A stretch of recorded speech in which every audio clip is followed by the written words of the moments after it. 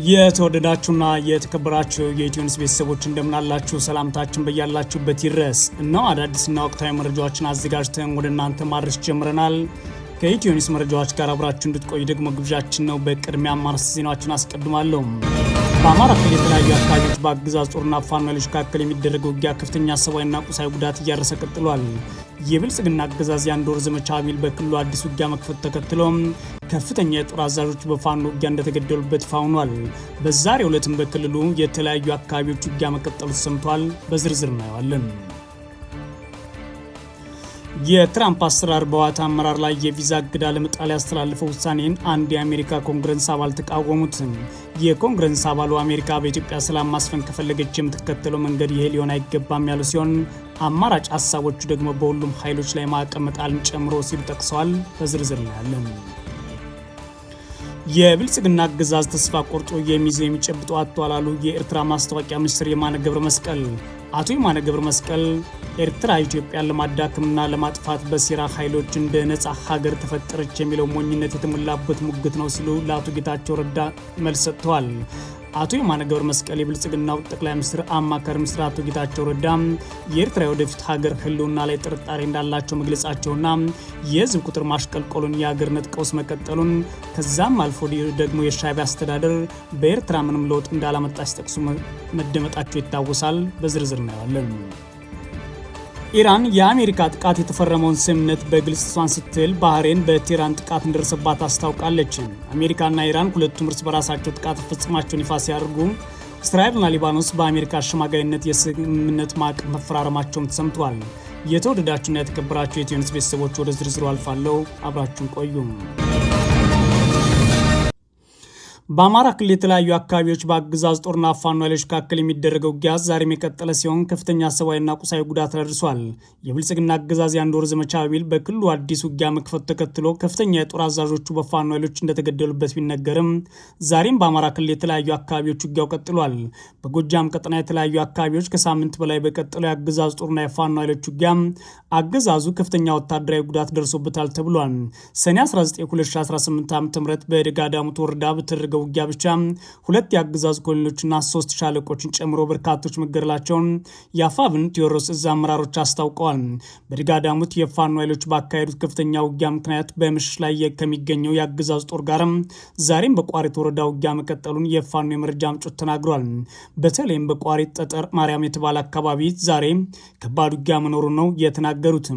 ከትላንት ጀምሮ በቋሪት ወረዳ በገበዘ ማርያም፣ ብራዳማና ጠጠር ማርያም በቀጠለው ውጊያ በብልጽግና አገዛዝ ያላግባብ በግፍ ታስሮ የነበሩ ወጣቶች በፋኖ ኃይሎች ነጻ ወጥተዋል ሲሉም የመረጃ ምንጮች አክለው ተናግረዋል። በተጨማሪም በዚሁ ጎጃም ቀጠና ማቻከልና ሉማሜ የተለያዩ አካባቢዎች የሚደረገው ውጊያ መቀጠሉን የተሰማው በማቻከል ወረዳ ግራ ቅዳም አካባቢ የሚደረገው ውጊያ ዛሬ ለስድስተኛ ቀን የቀጠለ ሲሆን በአዋበለ ወረዳ ደግሞ በሚሊሻ ኃይል ላይ ከፍተኛ ጉዳት ያደረሰው ውጊያ መደረጉን አፋብን ቴዎድሮስ አስታውቋል። የአገዛዝ ጦር ከአዋበለ ወረዳ ሉማሜና ወጀል ከተሞች በመነሳት ወደ ጽድ ማርያም መንቀሳቀሱ ተከትሎ በፋኖ ኃይሎች ውጊያ ተከፍቶበት ነው በርካቶች መገደላቸው የተሰማው። በተመሳሳይ በክልሉ ሰሜን ወሎ ዞን መቄት ወረዳ በአገዛዝ ጦርና ፋኖ ኃይሎች መካከል ሰኔ 19 2018 ዓ.ም በተደረገ ውጊያ በርካታ የአገዛዝ ወታደሮች መገደላቸውን የፋኖ ኃይሎች አስታውቀዋል። ለ9 ተከታታይ ሰዓት መቄት ወረዳ ሲሲጌ፣ ሀና መኳትና ወቄጣ በተባሉ ተራራማ አካባቢዎች በቀጠለው ውጊያ ከ45 በላይ የአገዛዝ ጦር አባላትና የሞትና የአካል ጉዳት ደርሶባቸዋል ሲል አፋብን ሚኒሊክ ይፋ አድርጓል።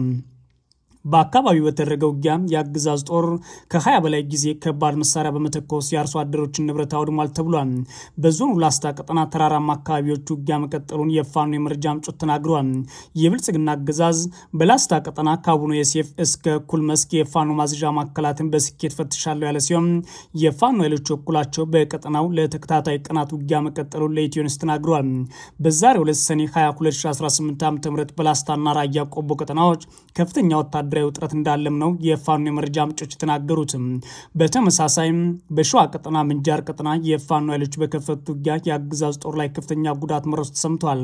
በምንጃር ሸንኮራ ወረዳ ኢራምቡቲ ቀበሌ በከባድ መሳሪያዎች ታግዞ በተደረገ ውጊያ በርካታ ወታደሮችን ያጣው የብልጽግና አገዛዝ ከባድ መሳሪያዎችን በመተኮስ ስንታየው አጥላው፣ ኃይለ መስቀል አጥላው፣ አባተ ተፈራ፣ ዘመናዊ ካሳ፣ ሰብለ ሽመልስ፣ አንዱ አለም አለሙ፣ አብርሃም ሚካኤል የተባሉ የአካባቢ ሰላማዊ ሰዎች ላይ ጉዳት ማድረሱን የመረጃ ምንጮች ለኢትዮ ኒውስ ተናግረዋል። በክልሉ በአገዛዝ ጦርና ፋኖ ኃይሎች መካከል የሚደረገው ውጊያ በጎንደር የተለያዩ አካባቢዎች መቀጠሉ ተሰምቷል። በሰሜን ጎንደር ዞን የፋኖ ኃይሎች ከአገዛዙ የሰሜን ምዕራብ እዝ 34ኛ ክፍለ ጦር 2 ሬጅመንቶች ጋር ከፍተኛ ውጊያ ማድረጋቸው የተናገሩት የፋኖ የመረጃ ምንጮች በተለይም ብስኒት፣ ፍቃድ፣ ዲሮስ፣ መናፈሻ፣ ሰቃምባ፣ ሞሰቦ፣ ገደላይትና ኮሊፍ በተባሉ አካባቢዎች ለተከታታይ ቀናት በተደረገ ውጊያ አገዛዙ ከባድ ወታደራዊ ጉዳት ደርሶበታል ብለዋል። የፋኖ ኃይሎች ባር ውስጥ መልሶ ማጥቃት ውጊያ የአገዛዝ ጦር ሰኔ 19 2018 ዓ.ም ከአካባቢዎቹ ለቆ ሸሽቷል ተብሏል። በተያያዘም በትላንትናው ዕለት በደቡብ ጎንደር ዞን ሊቦ ከምከም ወረዳ ሚካኤል ደብር ከተማ በተለያዩ አቅጣጫዎች ከባድ ውጊያ መከፈቱ መዘገባችን የሚታወስ ሲሆን በአካባቢው ዛሬም በከባድ መሳሪያዎች የታገዘ የአገዛዙ ኃይል መንቀሳቀሱ ተከትሎ ከፋኖ ኃይሎች ጋር ውጊያ ገርሽቷል ተብሏል። በትላንትናው ዕለት ሙሉ ቀን ከባድ ውጊያ ሲደረግ መዋሉ የተሰማ ሲሆን ሆኖም ይህ ዘገባ እስከተጠናከረበት ጊዜ ድረስ በውጊያ የደረሰው ጉዳት በዝርዝር መረጃ ማግኘት አልተቻለም።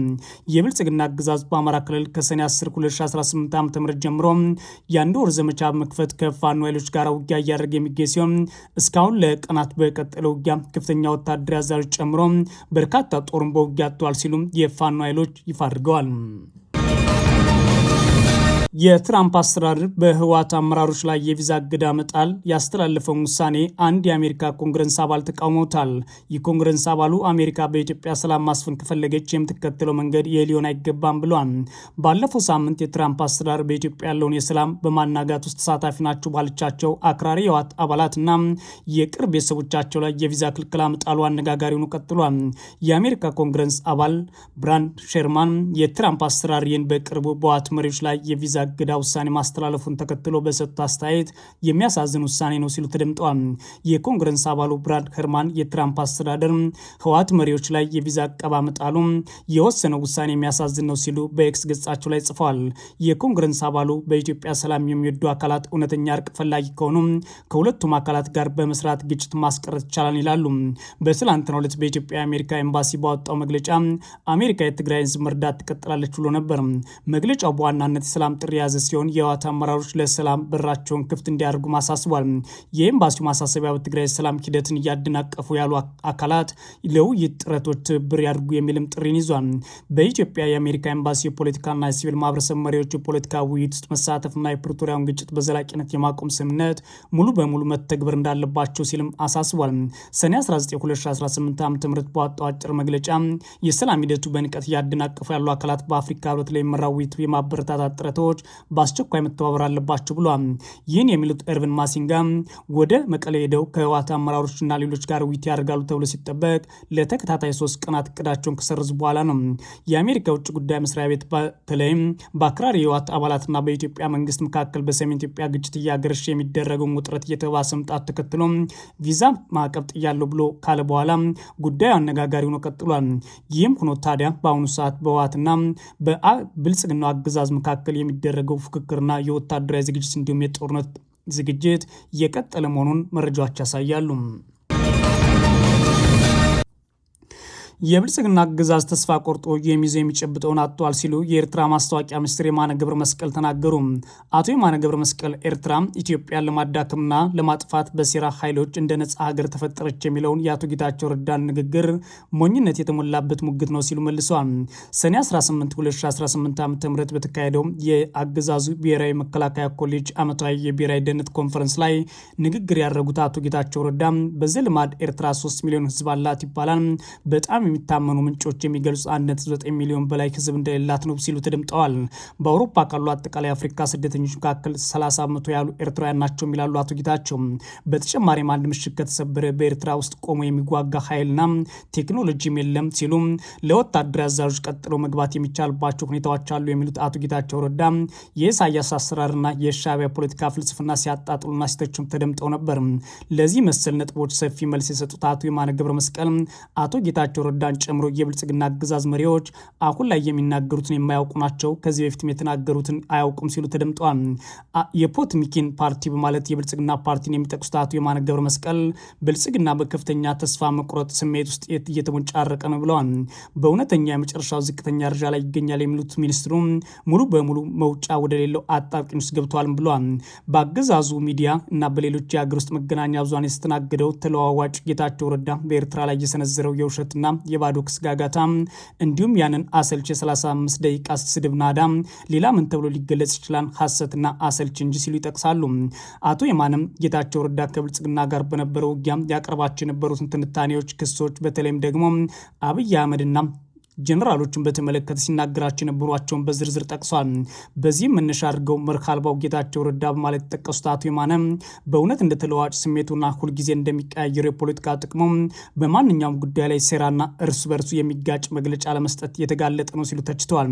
በቅርቡ ቀደም ሲል ማለቂያ የሌለውን ስድብ ያወርድባቸው ከነበሩት ከብልጽግና መንግስትና ከአብይ አህመድ ጋር አጋጣሚ የሆነ ጥቅም ተኮር ጥምረት በፈጠረበት ወቅት ለዓመታት ይዞት የነበረውን የፖለቲካ እምነት ያለምን ሀፍረት መካድ ጀምሯል ማለት አቶ ጌታቸውን ክሰዋል። በቅርቡ አድርገው ባሉት ቃለ ምልልስ የቀድሞ ጓዶችን በመጥቀስ በዋዛ እንዲህ ብለዋል ሲሉ አቶ ጌታቸውን አንድ ነገር ይጠቅሳሉ። ትግራይ ነጻ አገር መሆን አለባት የሚሉ ብዙ ሰዎች አሉ። እኔም በስካር ስሜት ውስጥ ወይም ደግሞ በሞቅታ በመሆንበት ጊዜ ስለዚህ ሀሳብ አስባለሁ ማለት የተናገረውን አስታውሱ ብለዋል። ስለሆነም ባደረገው ንግግር በኤርትራ ላይ የረጨውን ስድብና የጥላቻ መርዝ ነው የሚሉት አቶ ጌታቸው ትርጉም የለውም ካሉ በኋላ ግን ምላሽ ለመስጠትና ትርጉም ለመስጠት ይሞክራሉ። ኤርትራ ኢትዮጵያን ለማዳከምና ለማጥፋት በሴራ ኃይሎች እንደ ነጻ አገር ተፈጠረች የሚለው ሞኝነት የተሞላበት ሙግት ነው የሚሉት አቶ የማነ ይህ የሐሰት ክስና የታሪክ ክለሳ አባባል በእርግጥም ፍጹም ውሸት ሲሆን የፖቲምኪን ፓርቲ እኩይ ውስጣዊ አጀንዳ ለማመካኘትና ለማስፋፋት የቀረበ ጦርነትን የመቀስቀስና የመጫር ዓላማ ያለው ነው ብለዋል። አቶ የማነ ገብረ መስቀል ጌታቸው ረዳ ያቀርባቸውን ሀሳቦች ውሸት ናቸው ሲሉ ቆይተው ነገር ግን እንደገና በታሪክ ለመከራከር ይሞክራሉ። ከላይ በርካታ ጉዳዮች ውስጥ ጠቅሶ የቆዩት አቶ የማነ በጽፋቸው ጎረድ ብለው አሁን ላይ በንጉሰ ነገስቱና እሱን በጣለው ወታደራዊ ደርግ ትምራ የነበረች ኢትዮጵያ ከተለያዩ ሀገራት ከአሜሪካ፣ ከሶቪየት ህብረት፣ ከአውሮፓ ሀገራት፣ ከእስራኤል፣ ከበርካታ የአረብና የእስያ ሀገራት፣ ከኩባ ውስጥ ሰፊ ወታደራዊና ኢኮኖሚያዊ እንዲሁም የፖለቲካ ድጋፍ ማግኘቷን ቀጥላ ነበር ይላሉ። የንጉሱ ስርዓትና የደርግ አገዛዝ በኤርትራ ላይ የተከተለውን አካሄድና የኤርትራውያን ትግል የሚዘረዝሩት ሚኒስትሩ በርካታ ስህተቶች ተሰርተዋል ካሉ በኋላ እነዛ ድጋፎች ሁሉ ይዛ ኤርትራ ሀገር ከመሆን ኢትዮጵያ ልታድናት አልቻለችም ብለዋል። ከኤርትራ ነጻነት በኋላ በተለያዩ ወሳኝ ወቅቶችን ተመሳሳይ ዘቤ ቀጥሏል ሲሉ ከሰዋል። የኢትዮጵያ ስርዓት በውል ግዴታዎቹ ላይ በተለይም በአሜሪካ፣ በአውሮፓ ህብረት፣ በተመድና በአፍሪካ ህብረት አደራዳሪነት የተፈረመው የኤርትራና የኢትዮጵያ ድንበር ኮሚሽን የብይን ውሳኔን ውድቅ በማድረግ የኤርትራ ሉዓላዊ ግዛቶችን ለሁለት አስርተ ዓመታት ያህል በወረረበት ወቅት በኢትዮጵያ አገዛዝ ላይ ትርጉም ያለው እርምጃ አልወሰዱም በማለት አሜሪካና ሀያላን ይጠቅሳሉ። የሀያላን ሀገራት እንዲሁም በአጠቃላይ ዓለም አቀፉ ማህበረሰብ ህጋዊነትና ፍትህን በጠባብ ጥቅሞች መሰረታዊ ላይ የመሰዋት ዝንባሌ የሚያሳይ ነው ብለዋል። አቶ የማነ ቀጥለው አይኤምኤፍ እያደረገ ያለው የ3 ቢሊዮን ዶላር የፋይናንስ ማዳኛ፣ የአውሮፓ ህብረት ያደረገው ሰፊ እርዳታ፣ በቅርቡ የተደረገውን የበጀት ድጋፍ ጨምሮ እንዲሁም ከአውሮፓ እስያና ከመካከለኛው ምስራቅ ወዘተ ሀገራት ለኢትዮጵያ የሚሰጠው የግል የሁለትዮሽ ድጋፍ ይህንንና እየወደቀ ያለውን የብልጽግና ስርዓት እንዲሁም በጥቅም መተሳሰርን ያጋርጣል ይላሉ። ጨምሮም በእርግጥ በአንዳንድ መረጃዎች መሰረት ኢትዮጵያ ባለፉት 3 አስርተ ዓመታት ውስጥ ከባለብዙ ወገንና ከሁለትዮሽ እርዳታ በአጠቃላይ 114 ቢሊዮን የአሜሪካ ዶላር ተጠቃሚ ሆናለች። ይህ ሰፊና እያደገ የመጣ የእርዳታ ዘይቤ በማንኛውም የታሪክ አረዳድ ኢትዮጵያን ለማዳከምና ለማጥፋት የተቀነባበረ ጥልቅ ሴራ ነው ሲሉ እርዳታውን ያጣጥላሉ። አቶ የማነም በተለይ የጌታቸው ረዳ ትንታኔ በማንኛውም ርዕሰ ጉዳይ ላይ በቁም ነገር ሊወሰድ አይችልም በማለት ቢጠቅሱም ቁም ነገር አድርገው ማብራራታቸውን ቀጥለው ነበር። የፖቲምኪን ፓርቲ ያንን የተጣለ ትንታኔውን ለህዝብ ንቅናቄ ለመጠቀም መሞከሩም ቡድኑ ምን ያህል የመጨረሻ የተስፋ መቁረጥ ደረጃ ላይ ደርሷል ማለትም ተችተዋል። ኢራን የአሜሪካ ጥቃት የተፈረመውን ስምምነት በግልጽ ስትል ባህሬን በቴህራን ጥቃት እንደደረሰባት አስታውቃለች። እስራኤልና ሊባኖስ በአሜሪካ አሸማጋይነት የስምምነት ማዕቀፍ ተፈራርመዋል።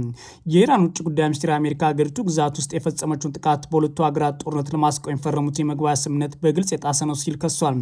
ኢራን ባልተፈቀደው የሆርሙዝ ወሽመጥ ክፍል ሲጓዝ የነበረ ያለችውን መርከብ መምታቷን ተከትሎ የአሜሪካ ማዕከላዊ እዝ ቴህራን ላይ ጥቃት መፈጸሙን አስታውቋል። ከዚህ በኋላ መግለጫ ያወጣው የኢራን ውጭ ጉዳይ ሚኒስቴር አሜሪካ በሀገሪቱ የባህር ዳርቻ ቁጥጥር ተቋማት ላይ የፈጸመችው ጥቃት የተባበሩት መንግስታት ቻርተርም የጣሰ ነው ብሏል። በተጨማሪም ጥቃቱ ባለፈው ሳምንት የተፈረመውን የመግባቢያ ስምምነት የመጀመሪያ አንቀጽ ላይ የተፈረመው ግልጽ ጥሰት እንደሆነ ጠቅሷል። የእስራኤልና ሊባኖስ ላይ ያረሰችውን ጥቃት የመግባቢያ ስምምነቱን አንቀጽ በግልጽ የጣሰ እንደሆነም ያስረዳል። አሜሪካ በኢራን ላይ ለፈጸመችው የጥቃት እርምጃ በማንኛውም መልኩ የተባበሩት አካላት በዚህ ምክንያት ለሚመጣው መዘዝ ተጠያቂ ይሆናሉ ይላል። አረብ ምሽት የአሜሪካ ጦር ማዕከላዊ አገሪቱ ተዋጊ አውሮፕላኖች የኢራን ሚሳይልና የድሮን ማከማቻዎች እንዲሁም የባህር ዳርቻ የእስራኤል ራዳር ተቋማት ኢላማ ያደረገ ጥቃት ፈጽሟል። የኢራን አብዮታዊ ዘብ በበኩሉም የአሜሪካ ጦር ይዞታዎችን በመምታት አጸፋውን መልሻለሁ ብሏል። አብዮታዊ ዘቡ የትኛውም የአሜሪካ ይዞታ ላይ ጥቃት ፈጽማለሁ ብሏል። ነገር ግን የት ላይ እንደፈጸመ አልገለጸም። ባህሬን ግን ኢራን ግዛቷ ውስጥ የድሮን ጥቃት እንዳደረሰባችባት በመግለጽ ድርጊቱን አውግዛለች። ባህሬን የግዛት አንድነቷና ደህንነቷን የማስጠበቅ ሙሉ መብት አላትም ትላለች። በሌላ በኩል በአሜሪካ አሸማጋይነት ለበርካታ ቀናት ዋሽንግተን ድርድር ሲያካሂዱ የነበሩት እስራኤልና ሊባኖስ የስምምነት ማዕቀፍ ዛሬ ተፈራርመዋል። የአሜሪካ ውጭ ጉዳይ ሚኒስትር ማርኮ ሩቢዮ እንደገለጹት አሁን በተፈረመው ስምምነት አማካኝነት ዘላቂ ሰላምና ደህንነት ለማስፈን የሚያስችል ማዕቀፍ ተዘጋጅቷል ብሏል። ሁለቱ ሀገራት መፈራረማቸው የተሰማው በእስራኤል ኃይሎችና በኢራን በሚደገፈው ሄዝቦላ ተግባራዊ እየሆነ ያለውን ተኩስ አቁምን ወደ ጎን በማለት ደቡብ ሊባኖስ ውስጥ የተወሰኑ ውጊያዎች ማድረግ በቀጠሉበት ወቅት ነው።